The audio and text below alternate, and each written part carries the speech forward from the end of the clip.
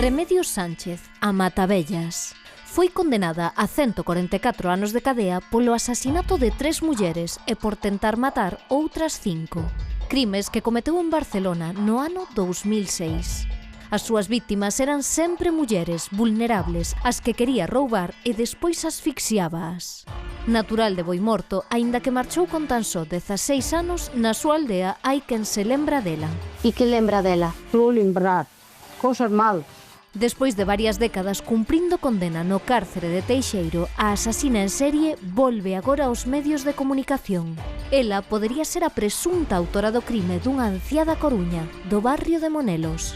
Nun inicio parecía unha morte por causas naturais, pero a investigación pon de novo a Matavellas no punto de mira. O falecemento coincidiu no tempo cun dos seus permisos penitenciarios e as cámaras de seguridade sitúana no escenario do crime. Remedios Sánchez, máis coñecida como a Matavellas, foi detida como sospeitosa do homicidio de Carmen, a anciá do barrio coruñés de Monelos. Pois estamos con Rosa, que era a súa veciña e coñecía a Carmen de toda a vida, prácticamente, desde que inauguraste o edificio no 79. Sí, desde o ano 79 fomos as dúas que inauguramos o edificio, sí. E como era Carmen? Carmen era unha muller moi boa persona, era tímida, non era unha muller que fose así, era tímida, era unha muller que se dedicaba pois, a súa familia, a súa casa, nunca habías, por eso me extraña tanto todo isto, nunca habías con xente que non coñecera ela.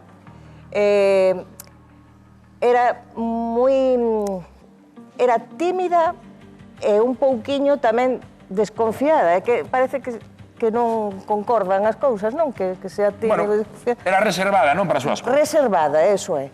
E non sei como puido ser que esta mullera pudera camelar desa forma para... Recordamos que está unha investigación aberta, que estaba o segredo de sumario tamén. Ti, Rosa, non sei se como veciña, non sei se notaches algo raro nos días anteriores á morte de Carmen. Sí, porque un día eu iba a entrar no portal e estaba ela. E chamoume a atención a forma en que asomaba así a cabeza, miraba para arriba, miraba para baixo, como un pouco escondida. Bueno, non sei. Entrei, falamos un ratiño, díxome que tiña 91 anos, bueno, estuvemos de cháchara. E dixenlle eu, bueno, Carmen, vou para arriba, ti ves comigo? E me dixo, non, porque estou esperando unha amiga, cousa que tamén me chocou, porque non solía ter así. Pero non veo e tal, e iso, dije, bueno, pois si queres vir comigo para arriba, e dice, non, vou esperar outro pouco máis. Bueno, aínda que xa fai máis de 2 horas que a estou esperando. E lle dixen eu, Carmen, pero se levas 2 horas aquí esperando, non creo que vaya a vir. Bueno, vou non esperar un pouco máis. E colleu, abriu a porta e outra vez, para arriba, para baixo, e así, pero era unha actitud que eu nunca... En todo caso, unha actitude de dependencia cara a esa persoa a quen estaba agardando, non? Sí, pero é que outra persoa me dixo a min que a vira con unha muller enganchada do brazo e que iba moi contenta con ela, que tamén lle chamou a atención porque non era a súa costume esa de ir con nadie do brazo, nin de nada. Tamén lle chamou moito a atención, dixo, e iba contenta ademais. E no vecindario teñen algunha teoría de como puido camelarse a Carmen, esta muller? Non. Pensamos que igual, non sei, é que non, igual a viu abaixo e non sei, porque igual se fixo a pobriña por algo que lle pasara algo ou calquer cousa, non sei, é que non podemos saber. Non se sabe, non? Non. E ti viras a Remedios Sánchez, claro, unha vez que creo que temos unha fotografía, non? Para ver se a podes recoñecer ou non. Sí, veu a policía a miña casa con unha foto no móvil e díxome, usted coñece a esta persoa ou viu-na algunha vez? Eu, cando a vin así, dixen, pois a verdade é que sí, pero non sei onde a vin, non sei poñerlle un sitio. E me dio o policía, bueno, sería ao mellor pola calle, non? Ou no edificio. E dije yo, non, no edificio non foi. No edificio, porque de eso sí que estaba segura que non. E dice, bueno, pois aí sí quedou a cousa. Pero pasaban os días, e un día estaba eu co meu home nunha cafetería. Non, perdón, estou Non te preocupes. Non estou... Non é normal misturar, claro, as cousas. Non é así a cousa. Vin eu, porque eu fixen unha entrevista tamén para outro canal, e pasaron un reportaxe en Cataluña, e a foto que me enseñaron a min, a verdade, non tiña nada que ver ca outra. E en esa foto, dixen, ai, xa sei onde a vin.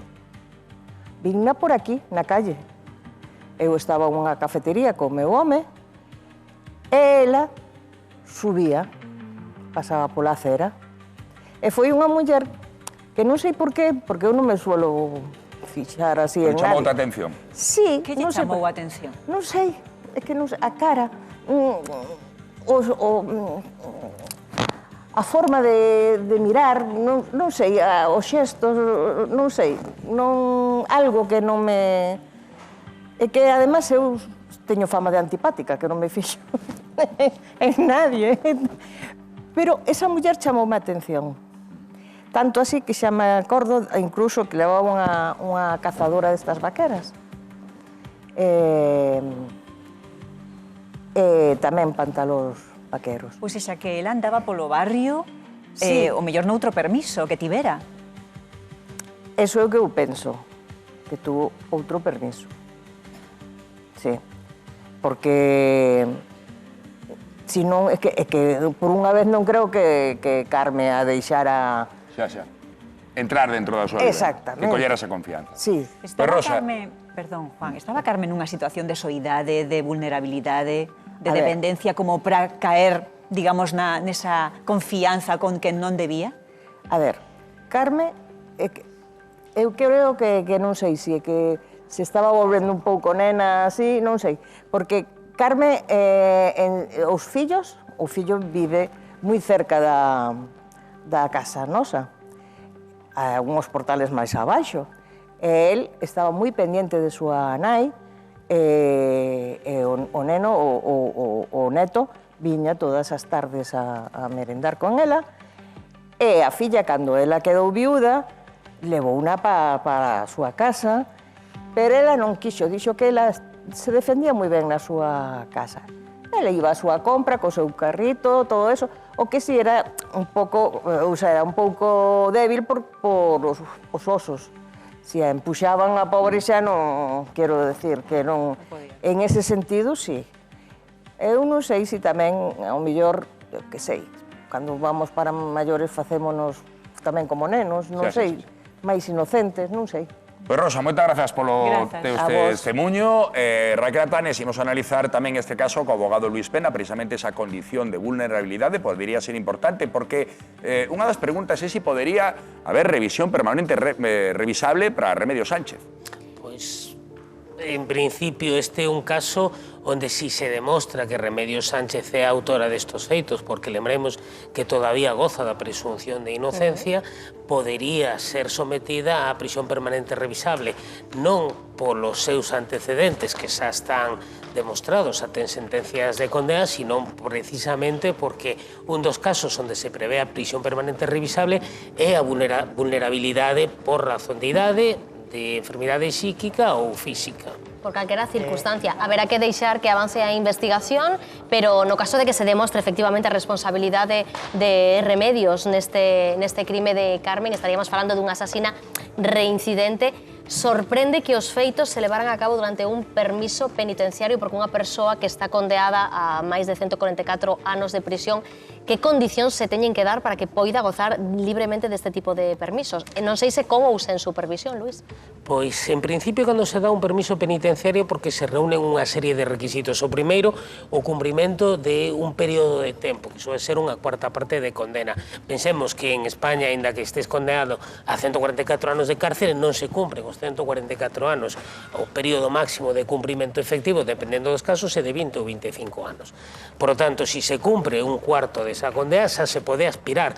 Despois ten que haber unha serie de requisitos, un recoñecemento, falábamoslo sempre, no caso de Alfonso Basterra, un recoñecemento da autoría. Admitir a autoría, ¿no? Eso é, tamén ten que existir outro requisito, que é o de tratar de indemnizar as víctimas ou a súa familia, e todo isto é analizado por unha xunta de tratamento, onde hai un xurista, un educador, o director, a subdirectora do centro penitenciario, onde hai un psicólogo, e entre eles fan un pronóstico. Segundo ese pronóstico, unha persoa poderá sair ou non, porque teñese que dar todos os datos, todas as circunstancias. O curioso, se eu lle explico a alguén que unha persoa que está condenada a 144 anos de cárcere, que non leva 144 anos de cárcere, pode sair dun centro penitenciario gozando dun permiso, supón que, en principio, pode existir un defecto ou unha falta de entendemento, porque nadie é capaz de considerar